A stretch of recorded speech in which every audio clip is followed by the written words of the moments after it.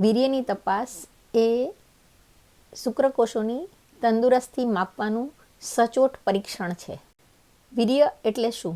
વીર્ય એ પુરુષ જનન અવયવો અને સહાયક ગ્રંથિઓનો શુક્રકોષ ધરાવતો સ્ત્રાવ છે. વીર્યની તપાસ એ ખૂબ સરળ અને કિફાયતી છે.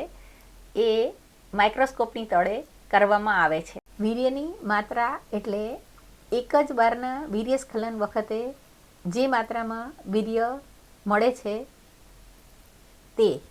નોર્મલ સિમેન વોલ્યુમ એટલે કે વીર્યની માત્રા એ 1.5 થી 5 ml જેટલી હોય છે.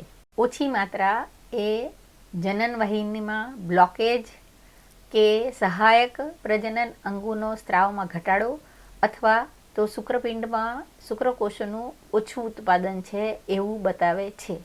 વધારે માત્રામાં વીર્ય હોય તો શુક્રાણુનું સંકેન્દ્રણ ઓછું થઈ જાય છે, એટલે કે સ્પર્મ કોન્સન્ટ્રેશન ઘટી જાય છે. હવે આપણે શુક્રાણુની સંખ્યા એટલે કે સ્પર્મ કાઉન્ટની વાત કરીએ. 15 કે 15થી વધુ મિલિયન એ નોર્મલ સ્પર્મ કાઉન્ટ છે અને સ્પર્મ કોન્સન્ટ્રેશન એટલે સંકેન્દ્રિત શુક્રાણુઓ એ 39 કે તેનાથી વધારે મિલિયન હોય તો તે શુક્રકોષો નોર્મલ છે એવું કહી શકાય. શુક્રકોષોની સંખ્યા એ 15 મિલિયન પર mlથી ઓછી હોય તો તેને ઓલિગોસ્પર્મિયા એટલે કે ઓછા શુક્રકોષો છે એવું કહેવાય. આનું કારણ મુખ્યત્વે કાં તો જનનવાહિનીનું બ્લોકેજ અથવા તો શુક્રપિંડ એ પૂરતી માત્રામાં શુક્રકોષો બનાવતું નથી તેમ સમજાવી શકાય.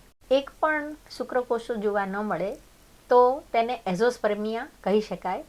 એઝોસ્પર્મિયાનું મુખ્ય કારણ એ શુક્રપિંડની કોઈ મોટી બીમારી કે જેના કારણે શુક્રપિંડ શુક્રકોષ બનાવતું નથી તેના ઉત્પાદનમાં તકલીફ છે એવું કહી શકાય. અથવા તો પુરુષ નસબંધીનું ઓપરેશન કરાયું હોય તે પછી વીર્યની તપાસ કરી હોય તો તેમાં પણ એક પણ શુક્રકોષો જોવા મળતા નથી. સ્પર્મ મોટિલિટી એટલે કે શુક્રાણુની ગતિશીલતા.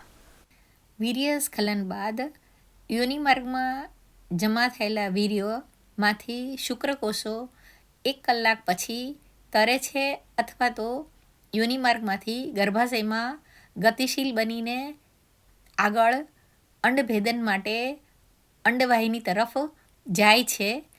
આ ગતિ તેની 25 માઇક્રોમીટર પર સેકન્ડના દરની હોય છે.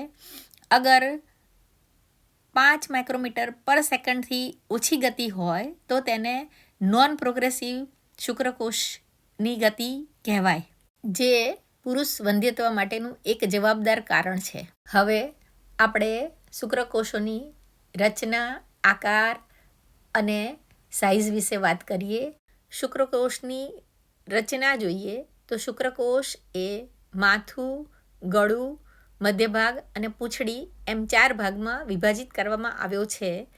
આ 4 ભાગમાંથી કોઈ પણ ભાગની આકાર કે બનાવટમાં બદલાવ હોય તો તેવા શુક્રકોષોને એબનોર્મલ શુક્રકોષો કહી શકાય. સફળ ફલનીકરણ માટે 4 થી 48% જેટલા શુક્રકોષો એ નોર્મલ આકાર અને કદના હોવા જરૂરી છે. 50થી ઓછા ટકાની અંદર જો શુક્રકોષો એ નોર્મલ રચના ના ધરાવતા હોય તો આવા શુક્રકોષો એ અપરિપક્વ શુક્રકોષો કહી શકાય, જે એક મોટું કારણ વંધ્યત્વ માટે બની રહે છે. હવે આપણે વીર્યના પીએચની વાત કરીશું. વીર્યનું પીએચ એટલે તેનું અંદરના એસિડ અને બેઝનું લેવલ. વીર્ય એ બેઝિક છે એટલે કે એના પીએચની નોર્મલ રેન્જ એ 7.2 થી 7.4ની વચ્ચે છે. અગર આ પીએચની અંદર ઘટાડો એટલે કે એસિડિક હોય તો એ વાતાવરણમાં શુક્રકોષો જીવી શકતા નથી. હવે વીર્યના લિક્વિફિકેશનની વાત કરીએ. વીર્યનું લિક્વિફિકેશન એટલે તેનું પ્રવાહીકરણ.